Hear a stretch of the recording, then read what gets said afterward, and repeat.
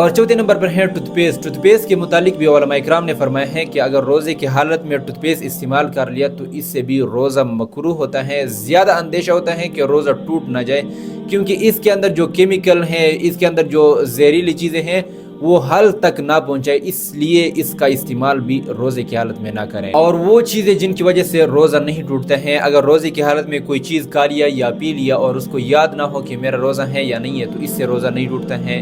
ہم بستری کر لیا، جمع کر لیا اور یاد نہ ہو کہ میرا روزہ ہے یا نہیں ہے تو اس سے بھی روزہ نہیں ٹوٹتا ہے۔ روزے کی حالت میں اگر آنکھ میں ڈالنے والی دوا استعمال کر لیا، ناک میں ڈالنے والی دوا یا کان میں ڈالنے والی دوا استعمال کر لیا تو اس سے بھی روزہ نہیں ٹوٹتا ہے۔ انجیکشن لگا لیا، بیماری کے لیے انجیکشن لگا لیا تو اس سے بھی روزہ نہیں ٹوٹتا ہے۔ حلق میں اگر کوئی مکھی چلی گئی، گرد و غبار چلی گئی تو اس سے بھی روزہ نہیں ٹوٹتا ہے۔ اگر پچنا لگا لیا، حجامہ لگوا لیا، تیل لگا لیا، سرما لگا لیا تو اس سے بھی روزہ نہیں ٹوٹتا ہے۔